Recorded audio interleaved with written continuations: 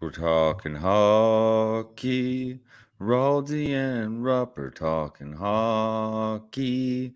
Oilers led in 8 talking hockey. Bolts for the three-peat. Hello and welcome to That's Hockey Talk. I am your host, Nick Morado. It's a beautiful night for talking hockey on the internet. And that sensational sound, that magical voice you just heard, is our pal of the pals, our unfortunately once again north of the border friend at Bubba Gumpino. Gumps, how you doing in your Canadian lockdown?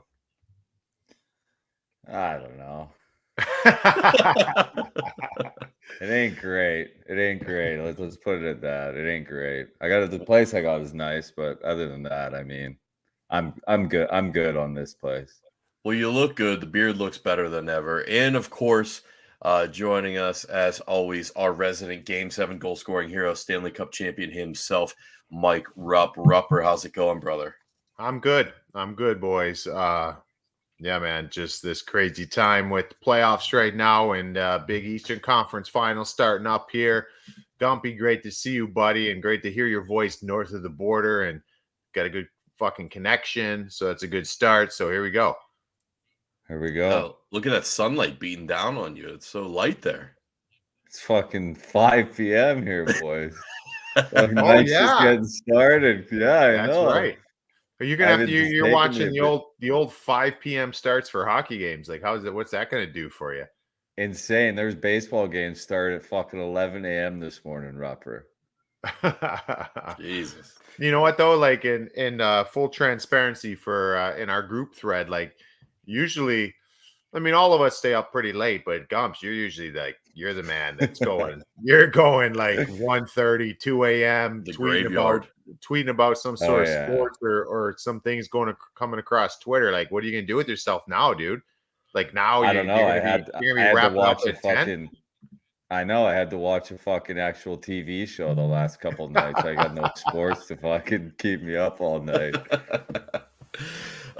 Speaking of sports to keep you up all night, we're waiting now. It looks like we got about 10 minutes till puck drop for game 1 of the Tampa Bay Lightning and New York Rangers in the Eastern Conference Finals, game 1. Rupper dropped a little explosive stat on our heads today that we read off on Hammer Down, which you can see Rupper and I both sporting and supporting the cause.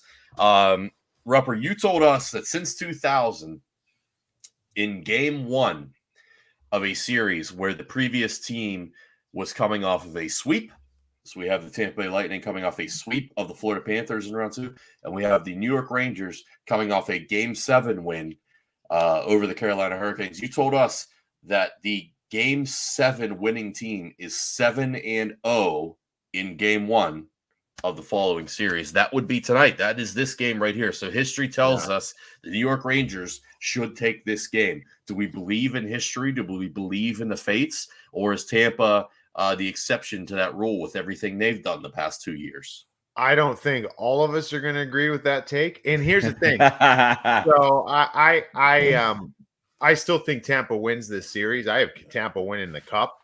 But if you're looking from a game-to-game play, before I saw that stat, I just had this feeling I could see the Rangers coming out and stealing a game 1 and then kind of take a little bit for Tampa to get going and take over. When I saw that stat, and I already did it, so just, again, full transparency, I already hammered on the first one without knowing that stat. When I read that stat, I revisited it again and went again. But Gumps, you got a pretty good thing working here the way you're approaching Tampa, so I don't think you're going to agree with that.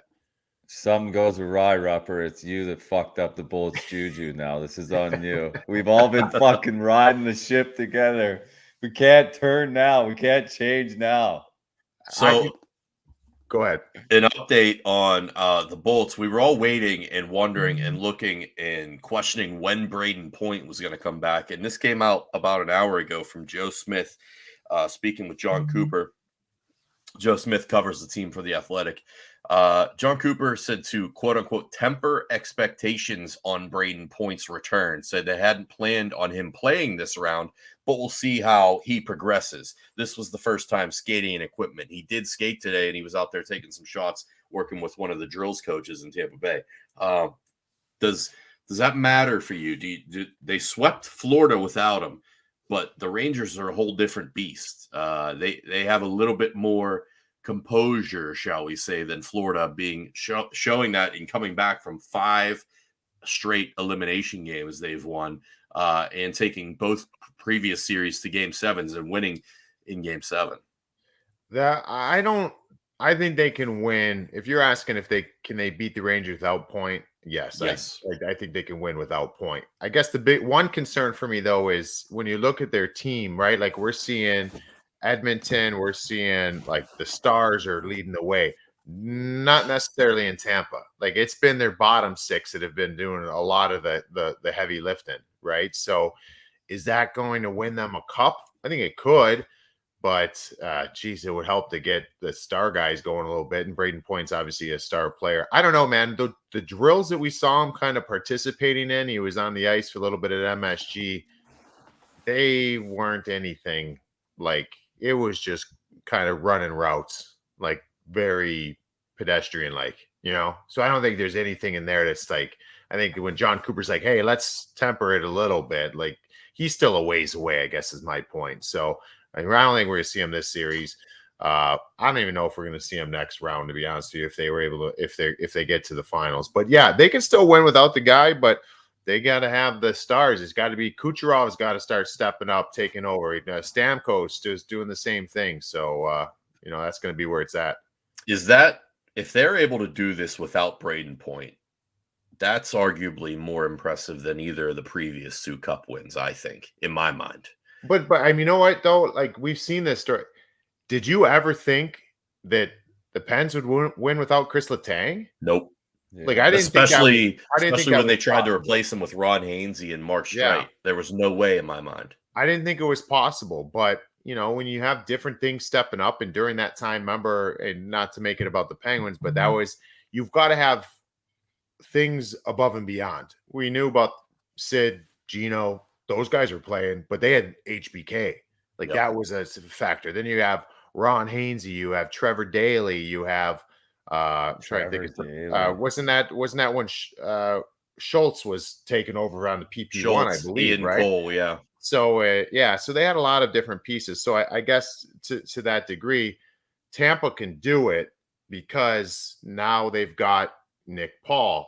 It's been an awesome acquisition from Ottawa. He's been fantastic in what he's done. Corey Perry. Hey, really interesting one too. This fucking guy, dude. They should retire his jersey before his career's over. So did you hear the thing so this Ross Colton. Ross Colton's a New Jersey kid, right? So his heroes growing up, he said, were the Zach Parise, he said Ryan Carter. He was and Mike Rupp. Yeah, well, no, because his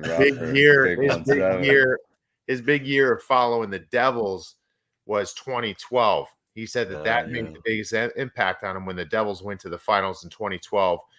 They beat us, the Rangers, in the Eastern Conference Finals. So Ross Colton's like, I fucking hate the Rangers. So look for him to have a big series here. This is like his boyhood coming to fruition. But anyways, he said Ross Colton said, made this comment that I don't know when it happened, what round it happened, or where exactly, but Corey Perry had a little bit of a rah-rah to the boys down there in Tampa and was like, hey, guys, I'm going to tell you, and for the fans that are listening that don't know, Corey Perry played for the Dallas Stars 2 years ago, lost to Tampa in the finals. Corey Perry played for Montreal Canadiens last year, lost in the finals, joins Tampa trying to win that cup because he's gotten beaten by them twice.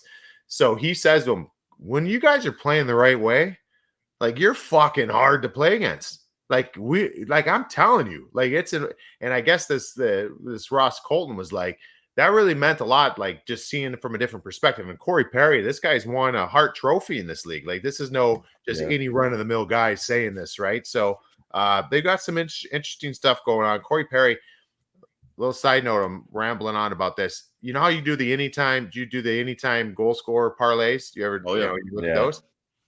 I got a fucking doozy in this one. Oh, here we go. So I started looking at it. I'm like, who are the guys? Okay, this series is Shesterkin and Vasilevsky. Vasi, best goalie in the world. Igor, in my opinion, is probably number 2, not number 1 yet. Otter So 3. you want to get to the goaltenders in this series. Who are the guys you think about? You think about Corey Perry. You don't think Corey Perry feels a lot of value in this, that he's going to be like, I'm going to fuck up Igor Shesterkin's crease all the time. Patty Maroon is going to do that. Yeah. You think about some of these guys. I think Barclay Goodrow from the Rangers side. He knows how good Vasi is. He played with him. He won 2 cups with him. He's going to be up in his shit. So I did a bunch of different variations of 3 players and 4 players, which is like, obviously really tough. But you grab some of those. You grab some of those third, fourth line guys. You grab some of those third, fourth line guys at like plus 470, and you mash together 3 or 4 of those. You throw down a $20 bet, and that thing's bringing you back like $7,000. It's unbelievable on there. Okay. It was fun messing around on it. Okay, Rupper putting together a couple of stacks. Hey, you mentioned the I don't want to call them. I was going to use this word, and I felt like it was disrespectful. The lesserites of Tampa. We'll just call them the depth players, the bottom 6 players. Yeah. And I'm looking. That got me thinking. So I went and checked out the playoff scoring leaders, because we know about McDavid and Draisaitl, and we'll get into last night and all that craziness here in a little bit. They're obviously leading the way with 29 and 28 points, which is absolutely fucking insane. Yeah. And as we go down the list here, Mika Zibanejad, Adam Fox, Evander Kane, Cale Makar. It's not all the way down until number 8 do we get Kucherov, who's got 15 points in 11 games. Incredibly impressive for a standard normal playoff run. But then I don't see another Tampa player on this list. And I'm scrolling all the way down to number 28. And that's Victor Hedman with 10 points in 11 games. And then beyond that, I'm scrolling. And I'm probably scrolling. Talking like a 7-point range after that, maybe. Your boy Ross Colton with 8 points in 11 games, and Andre Palat with 8 points in 11 games, and then Steven Stamkos with 8 points in 11 games. So they've been spreading it around a little bit. They've gotten some contributions from the boys, from multiple different guys. It's not 1 or 2 guys carrying the load for Tampa, and they've kind of always been that way. I know Kucherov's going to get his points, but Point in years past was going to get his points, but they've kind of always had a great balance, and they've never really relied on just 1 or 2 guys. Yeah, no, you're right. But that's like, for this team to get where they want to go and where Gumpy wants them to go, they're gonna have to have those. Stammer's gonna have to. He's going to have to be well over a point a game. Like, these guys are going to have to get up there. Like, they just, I don't know, unless you're going to rely that heavily on Vasi. If this team could get by with Kucherov up there to some degree, and then a significant drop, like, that's putting a lot on Vasi to kind of steal the show. But let's go Stammer. What if Stamkos just fucking gets on fire, though? You know what I mean? Like, they've got this far without a guy getting super hot. Like, that's the thing. Yeah, that's true. Like, that's what makes them scary. So we just got puck drop just happening here. So we'll see where this one goes. I'm thinking of like Alex Killorn, who's been he's kind of quiet by his standards, who usually scores some big goals and some meaningful moments. And we mentioned Palat, but Corey Perry, another one who is going to get in the grill. And on the flip side, Chris Kreider is probably going to play that same type of game. Not quite as physical and agitative, but in terms of getting in Vasi's way and kind of making life rough for Vasilevsky around the crease. That's Kreider's kind of calling card. And this New York power play is lethal. Yeah. And they don't miss. So Tampa's going to have to play smart. They're going to play discipline. They're going to stay out of the box, which they've shown they're capable of doing. I think the only thing that will stop Tampa is themselves. Holy shit. Kreider, a minute in. No. Look at that. We're talking about the guy. I'm really delayed here, man. I'm super delayed. The puck hasn't even dropped on my end yet. No, I got Foxy just bringing the puck up. Oh, here we go. Zibanejad, Kreider. Boom. Just like that. No. Just like that. There we go. A little refresh has got me up to speed. Buzzing. Hey, that's exactly what the Rangers needed to do. Get one early in the garden. To your point, though, they need to get 5-on-5 production. So that's big that they got that, because you're right. That power play has been so good, but hey, stay out of the box and hell of a dish from Zibanejad. He fakes a slap shot, and Mika's nice, man. Mika's picked it up big time, right? Big time. Ever since game 5 of the first round. The first couple games, he's kind of quiet, kind of getting his feet wet. And then ever since, he's been an absolute force. And he's kind of been that. Everyone kind of questioned, is he really the first-line center for the Rangers? I think he's showing that, at least in the short term here for this playoff run. What are we doing, Bolts? We'll see what the Bolts can do. You know, they're no stranger to this situation. They've been here before. We'll see what they can do.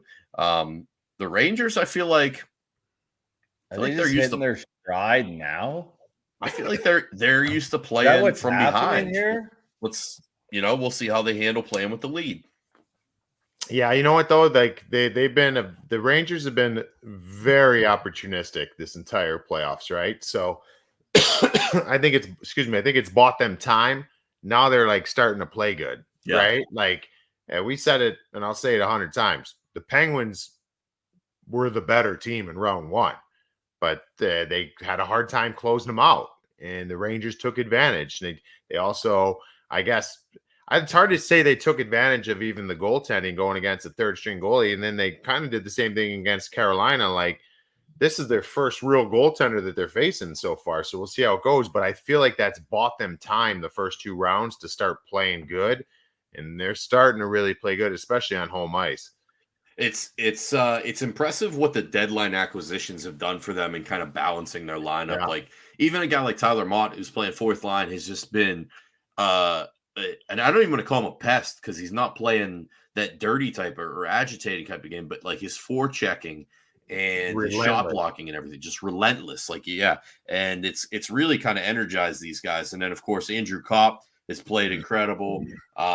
It's credit to Chris Drury for making those moves. And your boy Jeff Gorton, who's now up in Montreal, who kind of put a lot of these pieces in place, though, for this Ranger team.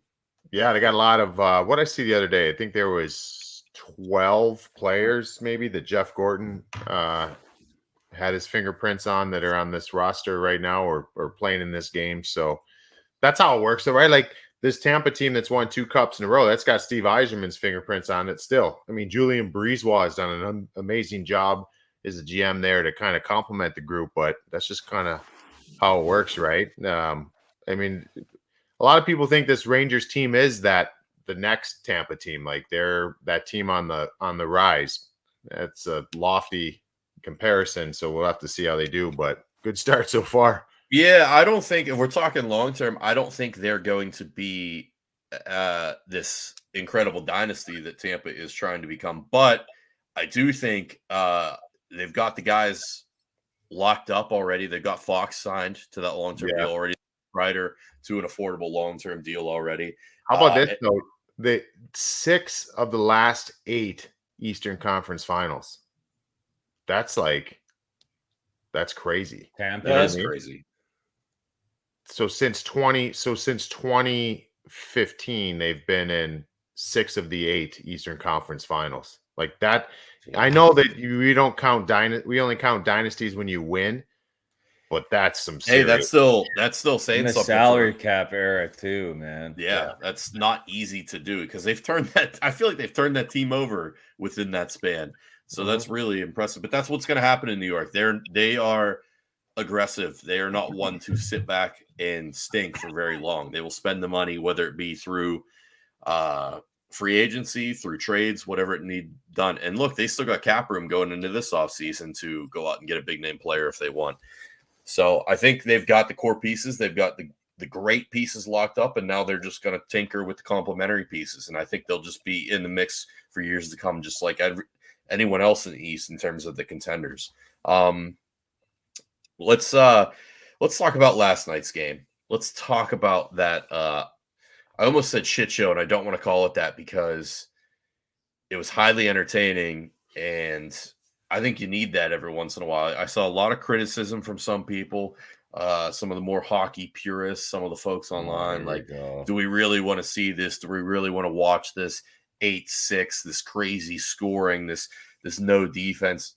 I think so, because I could not take my eyes off that game. Fucking game. That was insane. Christ. That was absolutely insane. Every fucking game. It was awesome.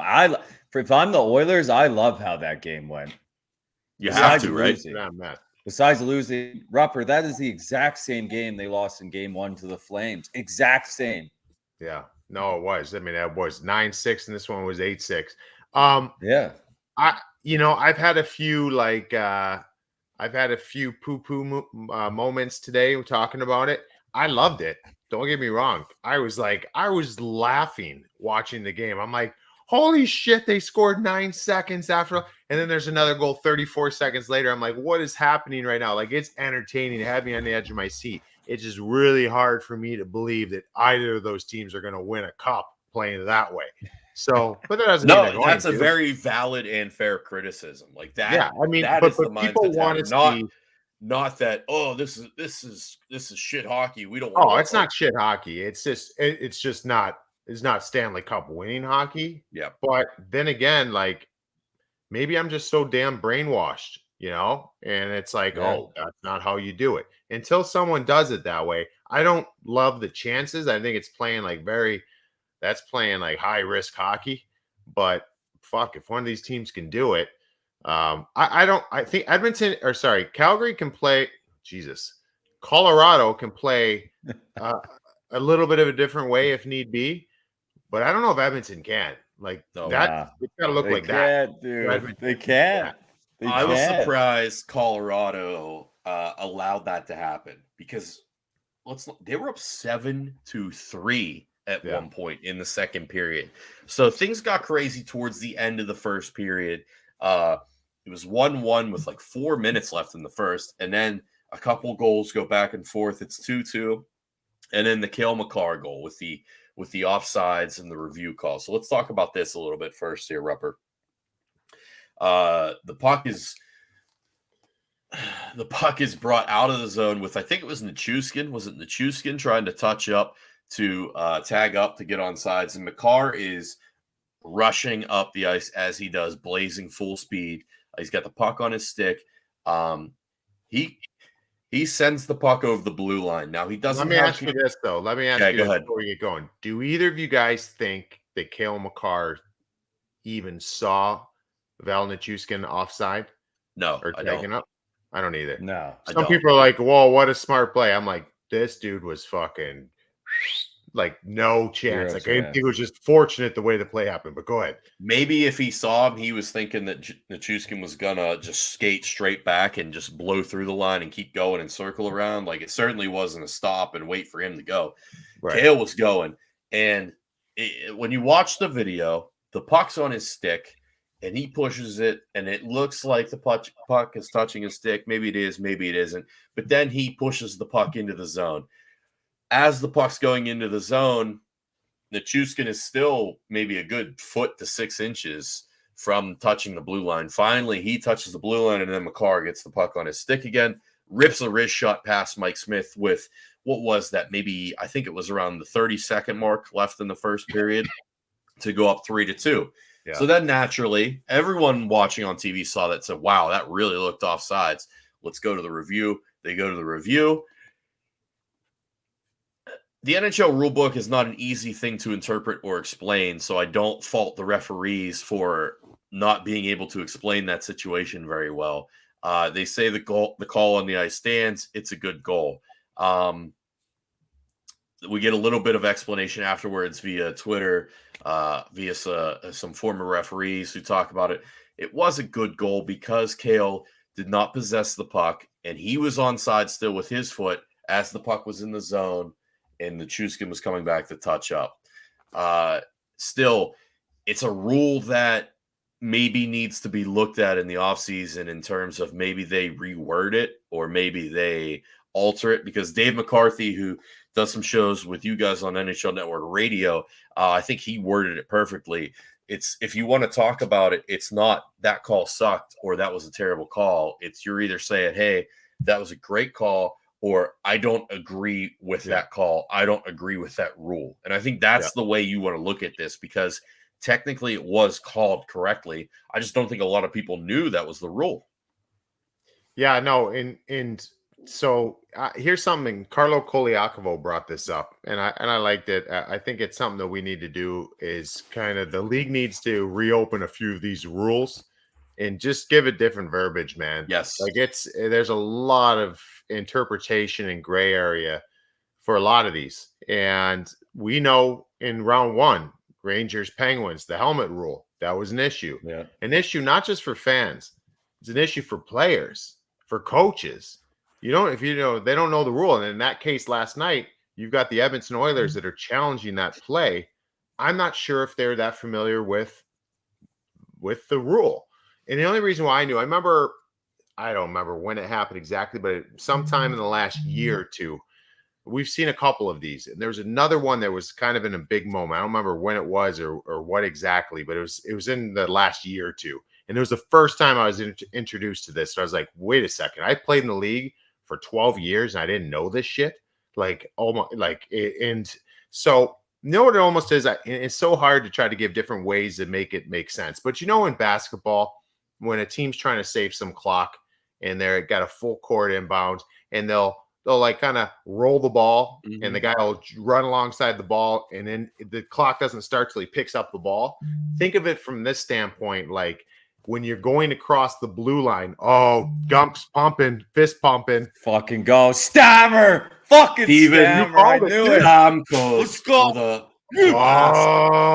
From just inside, said blue line. Now we go. We got a 1-1 game. You spoke that in the Let rotation. Stammer get hot, dude. How did it end up going in? I just saw him wind up from downtown. I go low. It's a low shot, no? Let's see. We got the replay going here now. They're gonna puck comes out by the point. Your boy Ross Colton sets him up nicely, and Stamkos with a hammer. No, that was a fucking rocket over the blocker, over the shoulder. Oh, here we go. This is a good angle. Yanni Ruda. Oh yeah, Yanni. It's a great screen. A little bit of traffic in front. Ruda just puts it on a tee and gets the fuck out of the way. Oh, sorry. I thought that was Bolton. It was Ruda. Classic Stammer. So big goal right there. So anyways, it's equivalent. Like, so Makar, it's almost like when he's starting to cross the blue line, there's already a player in the zone, and that's a delayed offside. So if there was more time that passed, you'd see the referee put his hand up, and he's not putting his hand down so that play clears, right? Or to the player comes out, but his skates get to the blue line. So it's almost equivalent to like letting that fucking basketball roll and not picking up. When he gets to the blue line, don't touch the puck anymore. You're still moving forward, and you can gain the zone. You can gain the zone without touching the puck and then when your stick touches the puck, that player has to be out, and that's what happened here.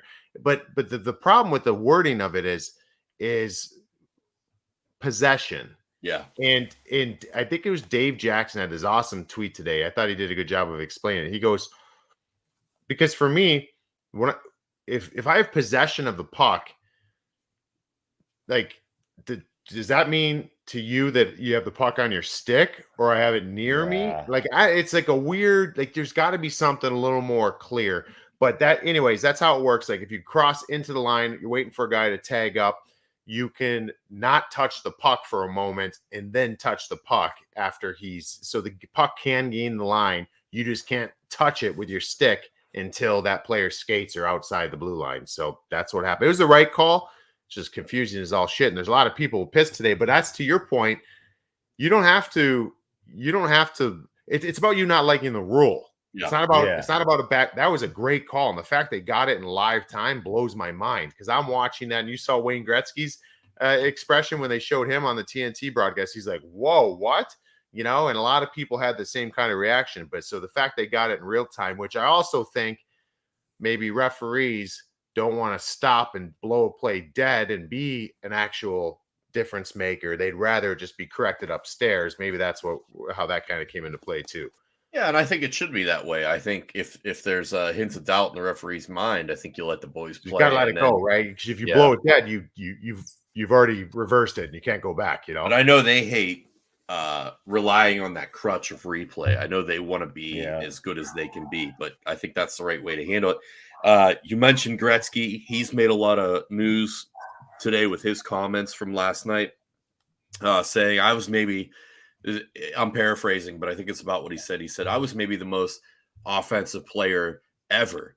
And at some point, you got to play defense to win the Stanley Cup. And he was appalled and shocked at the lack of defense going on in that game. And he wasn't wrong. It's like we just talked about a little bit ago. You'd like to see a little bit more defense going on. That was some crazy fire wagon hockey going both ways. Because after that Cale Makar goal going 3-2 into the second, then things really got wild. And you saw Colorado go up 7-3. Then you saw Colorado start to get a little sloppy, start to take some penalties, allow Edmonton to get back in it. And if there's any team that can erase a 4-goal deficit in a period, it's the Edmonton Oilers. And they almost damn near did it with McDavid, with Draisaitl, with Ryan Nugent-Hopkins in their deadly power play. And they made it damn close. It was 7-6 with a minute left, and it looked like it very well could have gone 7-7 in an overtime opportunity. Yeah. But Colorado finishes with the empty netter. We saw both goalies pulled. We saw Mike Smith get pulled. I don't think it was necessarily due to poor play. I think the coach was trying to jumpstart the team in, kind of save his life. Save Smitty a little bit. Yeah, that was an onslaught. I mean, pucks were flying. He had nothing. He just had nothing in front of him. And then go ahead.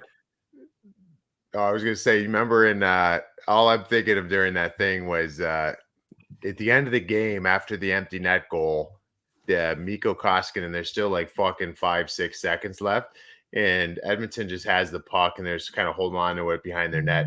Koskinen turns around, grabs his water bottle, and starts skating out of the net. And there's still time on the clock. And all I'm thinking about is it just took me to Happy Gilmore. Remember when the lady falls on the hood of the car and she's like, "Get me out of here." And I'm like, these goalies are like, "Fuck this shit. I'm out." I'm telling you, man, that's the Mike Smith effect. He infects other goalies on the ice. They get on the ice with Mike Smith and like, this guy's batshit crazy. He's a wild animal. I'm just going to start doing crazy stuff too. And I don't know why or how it happens, but every goalie on the other side or even on his own team starts doing just the wildest shit. And it's all Mike Smith's fault. I don't know why. I don't know how, but Mike Smith infects everyone. I will never get over him firing that one up the gut. Oh, no. Was that the first? What series? That was the first series, right? Yeah. He's had a few. Was that the first game? He's had a few doozies. The one that he got fired. The one that he fired up the gut to get back to that. Or are you talking about the one that Rasmus Anderson shot from the fucking Calgary's end that went in also? No. I like the one where he shot it up the gut, then made the save, diving across with his head. And then the guy, what the fuck is going on, dude? It's an adventure, man. It's an adventure all the time. But he usually rebounds pretty good. He usually comes back and plays well. He was carrying a 927 save percentage in that game. Like he's played fairly well, pretty damn good in these playoffs. And then just those couple wacky games he has and a couple wacky moments, and he turns everything upside down on its head. And then on the other side, we saw Darcy Kemper get pulled, but he kind of pulled himself. He skated over the bench. He went to Bednar. He kind of pointed at his mask. Everyone thought it was an equipment issue, and I think it later turned out to be something relating to the stick in the eye he suffered in the Nashville series in round one. From what I heard and what read online, it sounds like he re-aggravated whatever injury he had there with his eye, and he was letting Bednar know, hey, I got to go off. So Pavel Francouz comes in. And, he let in one or two, but he looked all right. He looked pretty good, right? Yeah, especially on that penalty kill. I know I tweeted something about it, and you enjoyed it. Right? That was the best.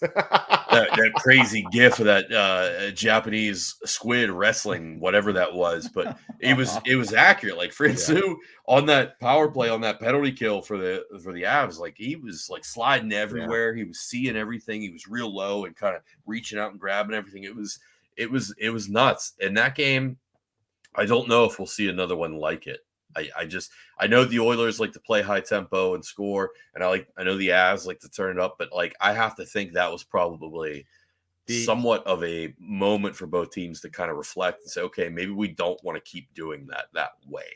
The over was set at 9.5 for game 2 right now. Is that right? No, Someone Someone said that to me earlier. I'm going to look it up right now. Let's see what FanDuel's got it at. Yeah, I'm pulling it up right way. now. I've never seen one over 7, I don't think.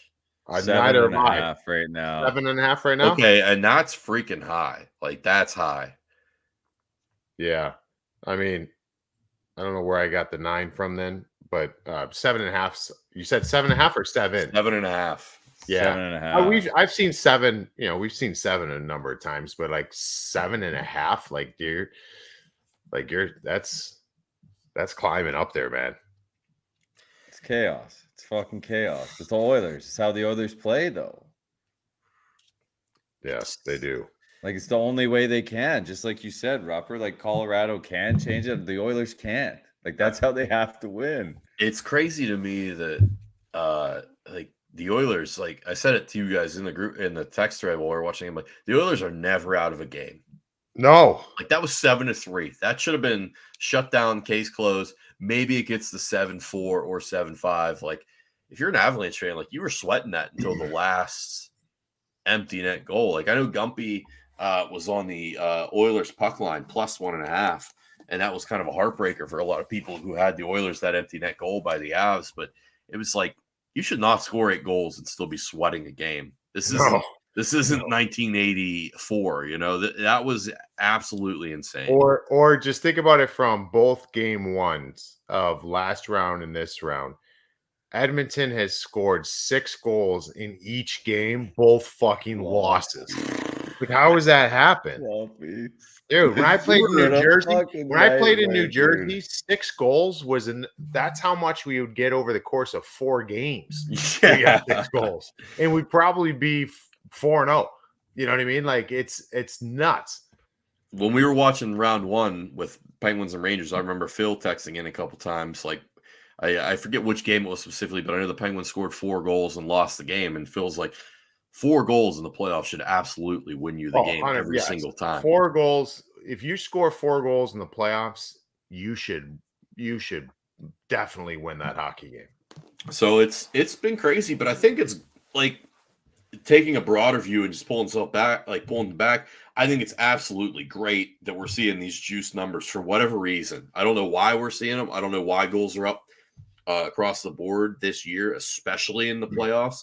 But ESPN and Turner have to be absolutely thrilled with what's going on. And the NHL does itself and it's not like they're calling an absurd amount of penalties either, I don't think. I feel like it's been pretty sane penalty calling in most games. I feel like each teams are getting a couple of chances. I don't think we're not seeing 6-7 power plays a night for each team. No. You know what the part that kind of gets me, and I was thinking about it today, and how many people actually really like the high scoring, and it's perfect because that's when I was on with you guys on Pat's show yesterday, it's like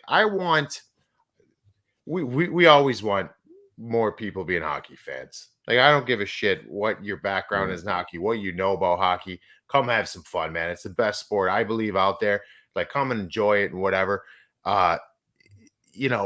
But if you just want to like dabble with it and you have your other sports you watch now, watch Connor, watch Leon, watch Nathan McKinnon. Like this is all world shit we're seeing. Cale Makar, and you can see that in that game 1. But I want to ask you guys, like, give us some context and comparables. Like I used to be really dialed in every sport, but since I've been retired, I've been doing hockey and on this side. So I've lost some touch in other sports to some degree, but like, isn't it the same as like in the NBA when Golden State started getting moving with Steph Curry, like back, I'm talking like back in that was like 2015 time when Mark somewhere around Jackson there. was still the coach. Yeah, when it was that, like that was like new basketball. Like that's like holy shit, these guys are gonna hit 32 threes. You know what I mean? Like it's gonna be nuts. And then I think about in modern seasons in the NFL, like the Kansas City Chiefs, like it was like holy shit, this offense. Like I mean, are there any other comparables that come to your guys' mind? Like that's what this is. Like this is cool for hockey because hockey. I heard someone on the radio compare it to the Chiefs and the Bills game of last year in the playoffs. Yeah. And I thought that was pretty accurate. Because that was the controversy game. Like, because it was basically that was the overtime rule, right? Yeah. And that was a lot more like back and forth, one answer each other. I can't remember it exactly, but I don't think there was like a specific like massive lead like Colorado had where they let the team back in. But like at the same time, like, and then I think of like Gumpy, like the Rams. It was the Rams and the Chiefs that one Monday night game a couple of years ago. They kind of lit up. What they combined for like 70 points or something. Absurd.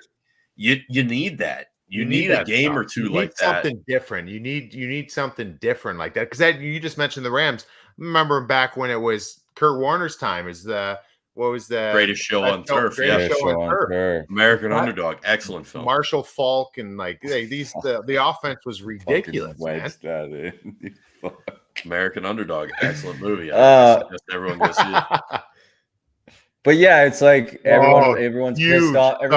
Everyone's pissed off about that goal, or that game. But it's like, how pissed off was everybody with how Montreal played in the playoffs the whole time last year? 100%. You know what I mean? The people that are pissed off are always going to be pissed off. You're going to find a reason. Great point. That's a great point. You know what I mean? Like, that's just the way it is. Yeah, people are going to want to bitch and complain about things. First off, Igor's made an unbelievable save on Kucherov. People are always going to bitch. Listen, I'd rather bitch about 15 goals being scored than, sit there and be like, I love a good 1-0 game, 2-1 game. I do. But if you're talking about growing the game, let's get a few of these other bad boys in there and start having some offensive juggernauts going toe to toe. Yeah, and I love a good 2-1 game as well myself, but in the right context of it being a 2-1 game. Let's call it a 2-1 game where there are a lot of chances. We're getting goaltenders standing on ahead, not like your Devils back in the day where you guys trapping it up. Trap and rough it up. No, I get it, man. But hey, those were the rules at the time. You take advantage and you do what you got to do to win. So, I tell people all the time, it was fucking boring playing that style. It sucked. You had to fight against every fiber of your body not to do things like just to spice it up a little bit. But we won, right? So I get it. I don't give a fuck if anybody watched. I don't care if 0 people watched that finals. We won the Stanley Cup. That's all I care. Absolutely, that's all that fucking matters. And that's what I used to feel that way about the Islanders a little bit under Trotz when they went on these runs. They would suffocate you, and theirs wasn't as trappy as the Devils of the past. I mean, obviously the game doesn't let you do it that way anymore. They would do it more so with the forecheck and a little bit of insulation in their own end, but still like. It gets old after a while in terms of entertainment value. Just give us one odd game of just blowing up for 5, 6, 7 goals. Yeah, so I think like you said, Rupper. Though, if you're a casual and you're just flipping through and watching hockey and you see that, you're gonna watch Colorado Edmonton tomorrow night. Yeah, but you're right. You know what I mean? That's what I want. I want everybody to see that, and I want everybody to see these guys. If you want to go back and watch your sport, that's totally fine. But give it. I'm telling you, like we're seeing this is like Michael Jordan, and we're seeing Larry Bird. Like we're seeing all-time greats playing right now. I guess the other thing would be like it would be equivalent to a lot of people. I know it's probably the most popular sport in the world, but a lot of people struggle with soccer. With your soccer guppy, because it's like there's not enough goals being scored. But I will say this: the atmosphere in fucking soccer. If I only see 1 goal in the game, it's pretty fucking sick. Like I'm like, holy shit, this is awesome, or the chants and the cheers and all that stuff. But I think it's good for the game to have it. I want to see more goals tomorrow night, man. I'm expecting to get up there at least around a combined 10 again. Oh, 100%. But like the goals we've seen in these playoffs, like that one by McKinnon, like McDavid's goals, like it is fucking these playoffs have been, I mean, we say it all the time. The NHL playoffs is next level, but this year has been above and beyond because of the offense. Yeah. Like I love Montreal. I love the run they went on. That was awesome. It was great. But like this year, every team has gotten into fucking shootouts. Every team. Yeah. Yeah, it's true. Hey, a couple other things here, non-playoff related. Let's Marty St. Louis is going to be the head coach for the Montreal Canadiens. They're officially bringing him back and not in the interim status. It sounds like he's going to continue with the team. And then something else I just saw that I didn't really see earlier. I kind of just saw it now. And I thought it was interesting because I feel like you really don't see that happen that often anymore, especially in hockey. I feel like hockey is very big, like loyalty to your franchise, even though you don't really have to. And everyone acknowledges it's a business, and everyone acknowledges that players have value and that they are well within the rights to exercise that. But I feel like guys very, very often will concede that little bit of loyalty to their franchise and whatnot. And I see Jordan Stahl comment today, Rupper, I don't know if you saw this, but he said, I'm not looking for an extension with Carolina. He's in the last year of his 10-year deal that he signed, 10-year, $60 million deal. He signed it on July 1st of 2012. It's crazy to think he's been in Carolina for that long now, but he has. He's got one more year left, and he said, I'm going to ride this out and see what happens. He said, 11 years is a long time here, and it's been special. I'm going to ride it out next year and hopefully finish with a bang and go from there. I feel like a lot of times you don't hear a player speak that honestly about it. You'll hear them maybe say something like, "Oh yeah, it's up to my agent to figure out," or we'll talk and see what happens, blah, blah, blah. But that's basically him, I feel like, saying, "Hey, like, I think this is it."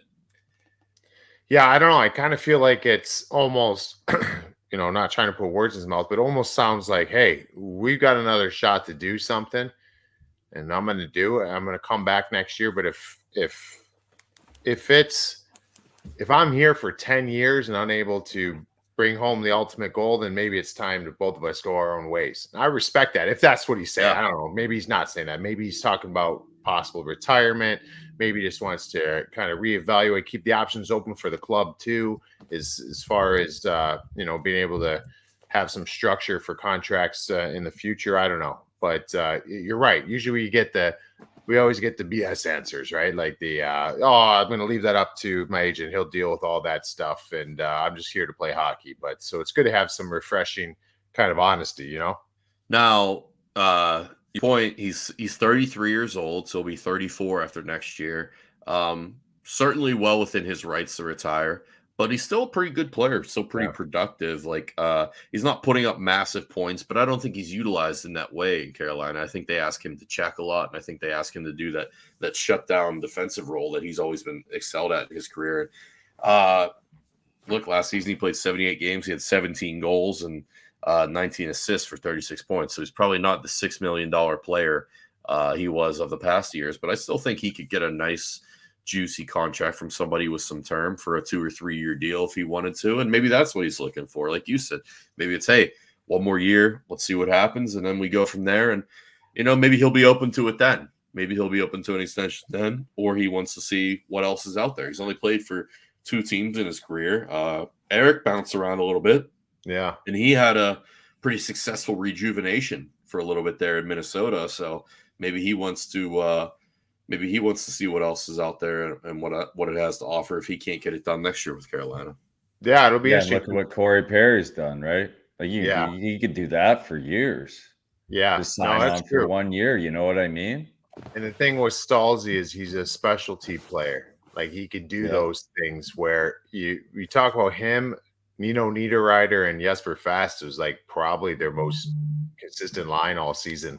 Like that's their best line. So he's still getting it done. So if he wanted to jump on that, next year, okay, say Colorado falls short, it could be like, at the deadline, let's go get Stalzy or, like, let's try to figure something out. I don't know. It'd be interesting to see if he's going to do that or not. Or I know he's, big family guy. So I'm sure that has some bearing on it all, but man, he can still play. He's been great.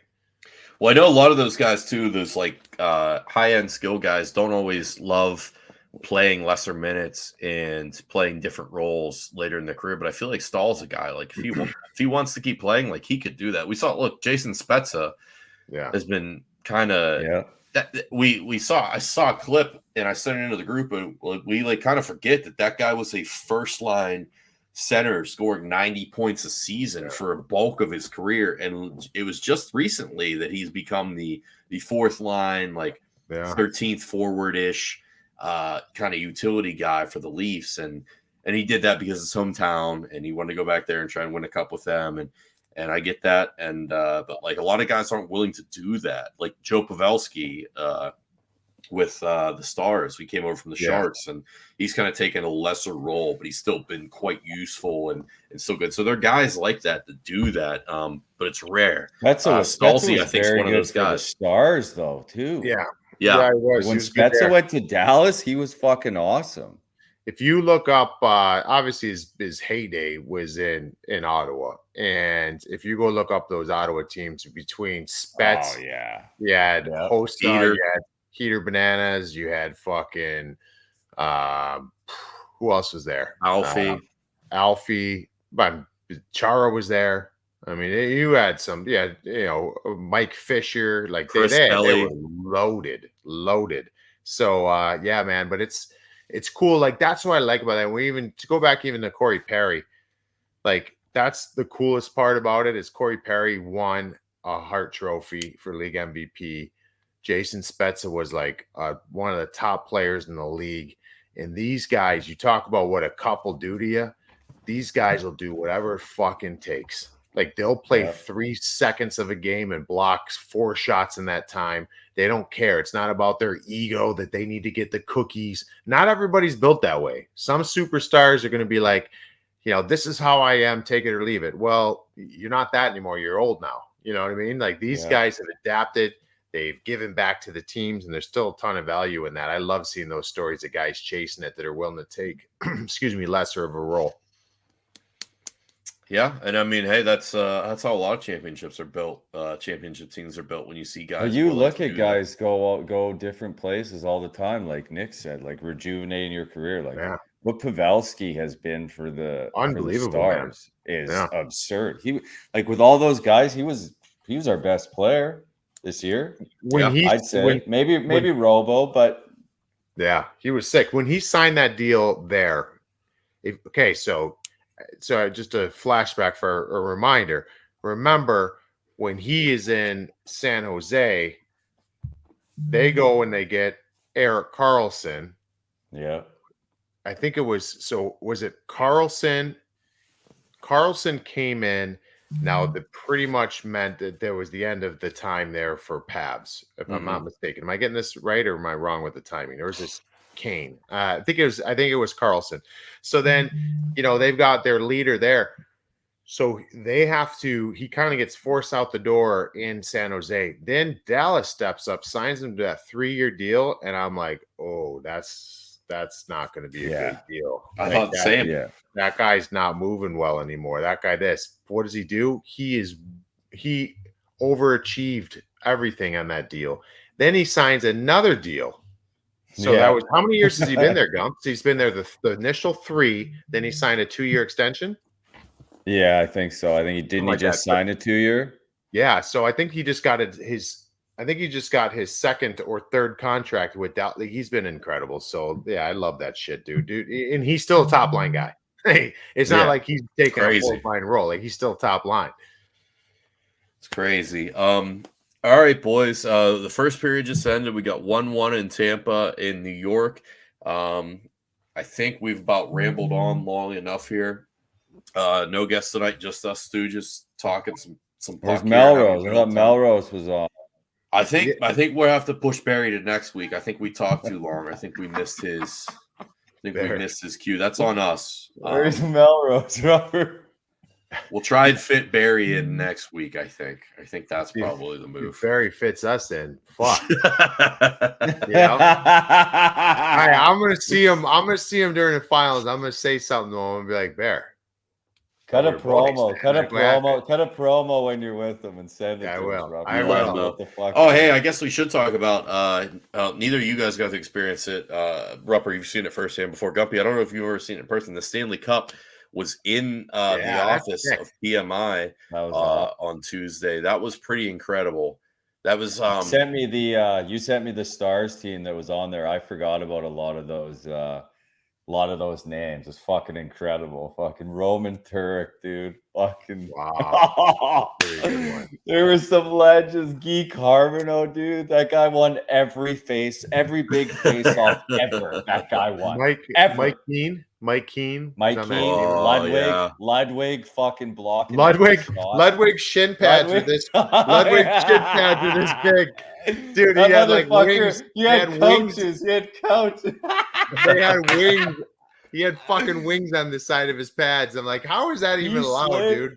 When he slid at guys shooting too, he was airmail, dude. Legs first, fucking unbelievable. Oh.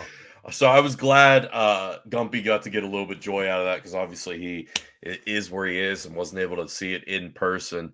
That was my third time seeing it in person, but that was the closest and like most into it I've been able to get and like kind of really dig in and get real close and take good pictures and touch it and everything. And it was really cool seeing all the names in there. We found Rupp's name, obviously. We sent that to him. We tweeted that out. I saw the infamous Elanders, the New York Elanders misspell where they forgot the S on Islanders. Yes. We saw a couple little dents, and it was really cool to see that thing. I asked the keeper of the cup. It wasn't Phil. I think everyone knows Phil Pritchard. This was Mike Bolt. Yeah, I'm not sure of his last name, but it was Mike. He had incredible flow and great hair. I asked him about the old 2-9er, Phil Bork, and a couple of the guys who had gotten inside the cup and kind of left some tokens and memories inside there, some signatures. And Mike told us, oh yeah, he said they opened that thing up a couple years ago, and he said it was like there was like graffiti. He said guys had taken like little nails and scratched all kinds of things on the inside and crayons and all kinds of stuff. But he said they did ultimately clean up the inside of the cup, so I think it's been returned to pristine inside. Oh yeah! Wow, I didn't know that. Is it the top off or from the bottom? I think it's from the bottom. That little black piece. I think they take that off and then go up inside. Sounds like a fucking piggy bank. Yeah. It was pretty cool though. Although they wouldn't let us lift it. They said you can't lift it or drink out of it unless you win it. So yeah, that's a new thing I think with lifting it or in recent years. Because I really wanted to lift it. That was like I was like, I want to lift this fucker. I was like, I'm not playing anymore. I got no shot of winning. Yeah, so let me lift this fucker. For my cup party, like all the pictures, family and friends are lifting it. So I was kind of surprised that's like. Well, no, I think that's the thing. Like you won it. And it was your party, so I think you're allowed to have people lift it. I think when they're doing like, when they're in this little presentation promo tour mode where it's like before it's officially given out, I don't think they want people lifting it or messing with it because I assume someone might drop it or damage it or whatnot. But yeah. I get it. Hey, I'm respecting the tradition and what they asked for. It's Lordo. It's Lord Stanley. I wasn't gonna be the guy to fuck it up. That was sick though, because I woke up. It was yesterday morning, and CFO Phil sent us that picture, and I just saw it. Like I had no idea, and it sounds like you guys just found out that morning as well, right? Like, or a little bit before that, or whatever. It was like. I'm like, that's sick. That's unbelievable. So it was awesome, man. Great seeing in there. I love seeing the response. Like you guys had Orlovsky on yesterday and just seeing his like face. Like, I love that shit, dude. Like people to being like, and we joked around about it, as far as the cup, when we were joking around with AJ about when I took it to breakfast at Bob Evans, I was like, my family, I know, like, that was my family's breakfast spot. So we always went to Bob Evans and my grandmother and stuff like that. So we took it to Bob Evans for breakfast. And like, dude, we went in there and nobody really knew, like the manager knew, but we go in there, there's a table set up. There's just regular people that are eating at Bob Evans on a Tuesday morning, and they're like, oh my gosh, I remember this dad and this kid were eating breakfast, and the little kid was a hockey player. And can you imagine, like, just think about that, like you're going to eat breakfast and it's just any ordinary day, and all of a sudden the Stanley Cup's there, and to see people's reaction. And then some people that have no idea about anything about hockey, they don't even know the Stanley Cup is for hockey, but they see this trophy with these names and how it shines, and it's like it's incredible, dude. So I was pumped for you guys to get that in there. It really does have like a persona, like it's an inanimate object, obviously. But it has like an aura around it. It's like, when you see it. Your whole childhood, though, you think about lifting the cup, like that's just the one thing that that the NHL has on every other sport. Like just the hoisting of it is just so much different than any other sport. Here's the other kicker to it too, and this was the thing I think that the NHL does right. Trust me, there's plenty of things the NHL does wrong. I'm not trying to say like it's the best league in the world or whatever. But the commissioner, Gary Bettman, comes out, hands it to the captain of the team, hands it to the players. The big problem I have in sports, and I get it, who owns the team, who pays the bills, who pays the salaries. But when guys go through that fucking grind, give it to the guys who've lost 25 pounds the last 2 months and they're playing with 6 broken bones. Give it to them to lift up. You know, a lot of times I feel like it loses its thunder when you're going to the owner, whether it's in baseball or basketball. The NBA give it to the players directly, or I don't they go to the – I'm trying to remember that. But anyways, you see in other sports, I just wish they gave it directly to the players. Like NFL, bang, right to the players. Like I think that would be incredible. Yeah, the NFL has kind of stepped up their presentation in the years past. I think they've kind of learned some things and kind of changed a little bit. I mean, I know it still goes to the owner first, but I feel like the whole grandioseness of it has kind of taken on a Stanley Cup style where they come out with the gloves and they're carrying it and they kind of get the zoom in on Lombardi and things like that. But I think the NHL still does the best in terms of presentation and it being the greatest trophy to win in professional sports. But appreciate you sharing that with us, Rupper. That was pretty cool. It's always incredible to talk to someone who has lifted the cup and not been yelled at for trying to do it, someone who has battled and won and done it the right way. We look forward to doing this again next week when we'll be a little bit deeper into these series and kind of have a better feel on them. Hopefully we still get some crazy juice out of that Colorado Edmonton series. And then, this Tampa Rangers series looks like they're just finding their footing now, but we've got 1 goal each side, and it looks like it should be some pretty good entertainment there as well. So shout out to the chat for rocking with us. Fellas, any final thoughts here before we sign off and send it into the second period for everyone watching at home? Gumps, one request for you being north of the border. When I see you south of the border, can you get me some Canadian Smarties? That's my only you like request. Smarties? Canadian Smarties, my what about a caramel bar? Oh, any Canadian candy is wine gums. They're 100 times better than American wine candy. gums play. Wine. Gums So if I give, we don't need like a duffel bag full. Like I'm saying just like a wine gum and some Canadian Smarties. That those are mine. It would be my pleasure. My pleasure, Rupper. Anytime. Appreciate it. Way to be a lad. I can already tell Canada has lifted your spirits and made you a nicer, more polite person, Guppy. It's good to see. I love to see that. Shout out to everybody for rocking with us. We appreciate you so much. Thanks for hanging out with us.